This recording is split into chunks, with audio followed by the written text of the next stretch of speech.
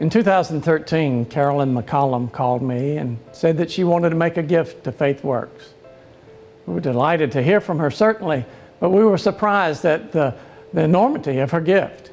She wanted to give a house that we might be able to use in our ministry in some form or fashion. I wanted to be sure that that was the right thing, and I was talking to God and He was talking to me, and finally I decided that that would be the right thing because our children and my nieces and nephews and brother all own their own home. So I felt like it could go to someone that needed a home for a while. And then when those folks got on their feet, maybe they could pass it on to another person. There was only one catch. Mrs. Walker, who had lived in that house for 27 years, now in her 90s, needed to stay. My fondest memories of my father helping someone was Mrs. Walker. He realized that she only lived on a Social Security check, and so he immediately just put her rent at $300 a month. And after he passed away, I kept the house. Ms. Walker, she was the mother of 10 children.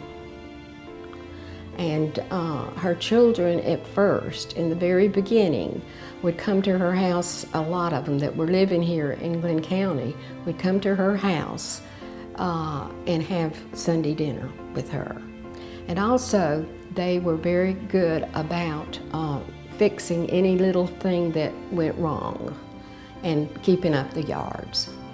We couldn't use the house until Mrs. Walker either passed away or she decided on her own to move on. And so we did, and she continued to rent the house from us for a couple of years.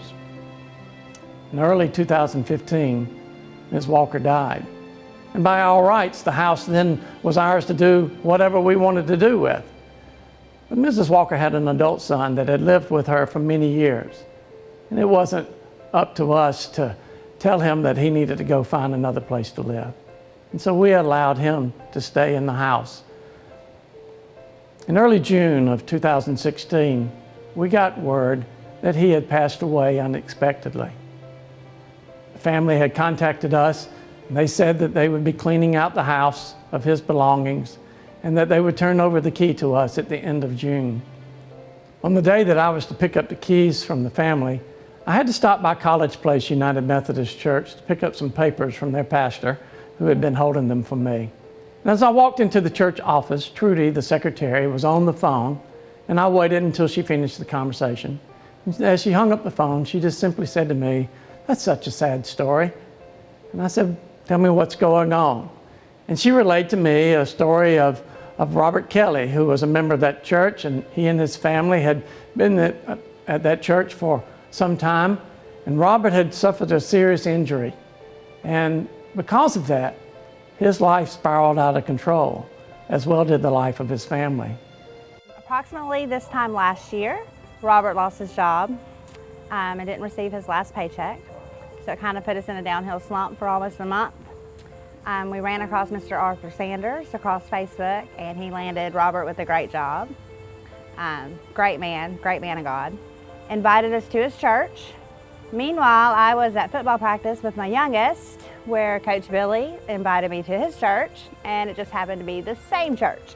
So we went one Sunday, and we ended up becoming members, I think 2 months later. Yeah. Love College Place. It's our heart. Our family is there. That's our home.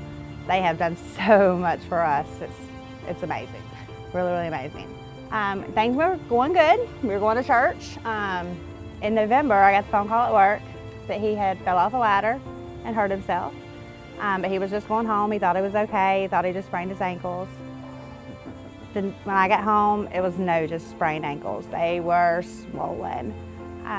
So the next morning, he goes to Apple Care, where they sent him to the hospital immediately.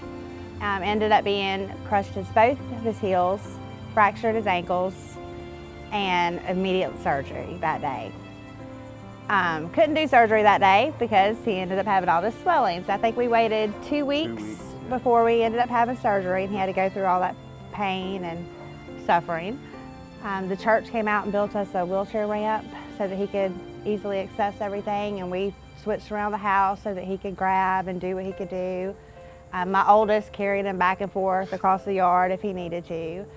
And the church just took us in their arms and took care of us so much. They helped us with Thanksgiving and Christmas and food, and you name it, they helped. Then we thought we saw a light after the beginning of the year. Things were turning around, everything was going good, checks were coming in with Workman's Comp, and then all of a sudden they kind of would skip a week here or skip a week there. And then we went about 3 or 4 weeks without even getting a check, and the bills were just racking up. I was working 2 jobs and could not keep up with anything. So we ended up being evicted in July. I think my lowest moment was when we did have to actually start packing stuff up and put in storage shed and stuff, and had nowhere to go. I think that's been a real low moment for me, because that hurts me. I'm a man. With the Lord's help, I should be able to take care of my family and stuff, and I couldn't. It was out of my hands and stuff, and it hurt me some. And then I had another low moment. It's when Workman's Comp didn't pay me for 6 weeks and stuff. I kept it from everybody. I think my family and my wife kind of knew, because I let everything go. I was growing a beard and everything. I think I was sinking into a depression, because even though he's helped us get on our feet, it still was hard when you still ain't got your income coming in. You're worried what's going on.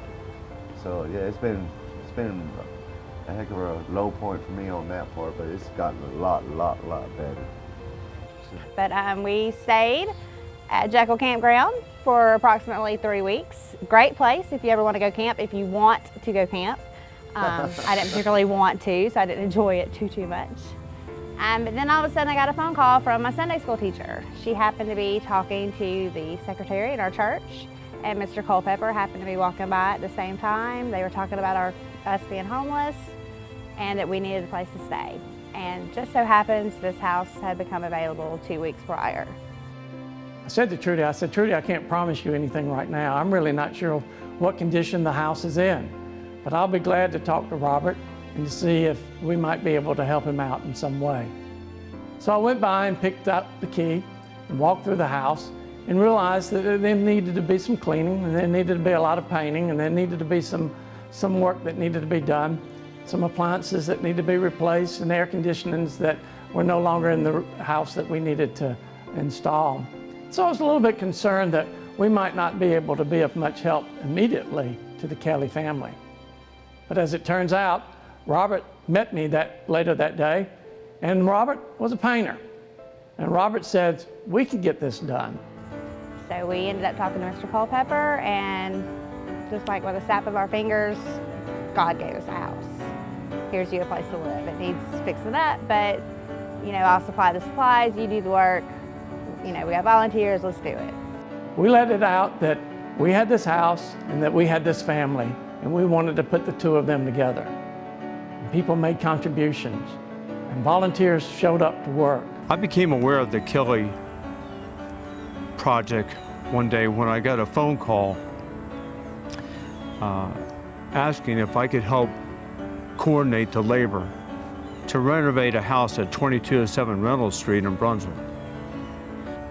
Our initial initiative was to simply clean. We did that, spraying, wiping, cleaning, windowsills and floors and so forth, not realizing how much sanding and painting and scraping the walls would be required. But all the volunteers worked in unison and cohesion on the task at hand, from College Place and other churches. It was truly the body of Christ at work. And it all came together for the family of Robert and Carla Kelly to move in eventually. Lowe's gave us a tremendous discount on some appliances and flooring and air conditioning. And in a very short order, that house was pulled together, and Robert and his family moved in. and are there to stay till the end of the year at no cost to them as they begin to put their life back together and as they begin to make plans for the future. When Mr. Culpepper called me and said that they were going to move someone in there, it made me so happy because I feel like that it's alive again. And I decided I'd ride down and just check on it to make sure. And when I walked in, it was newly painted, and I thought, oh my, this is home here. And I was very proud that somebody that was in need could use it. And it's just been blessing after blessing after blessing each and every single day. Being here to be able to see the progression of the house from old to new kind of reminds me of us from old to new. It's like watching us grow in the Lord, watching the house get built. So it's been pretty amazing. I'm not gonna say I haven't had my freak out moments, but it's been pretty amazing. You never know what kind of difference you might make in the life of someone else when you've got something that you have to give and you share it with someone else. We're very grateful for Carolyn McCollum's gift. We're very grateful for Robert Kelly and his wife being a part of our life and our ministry together.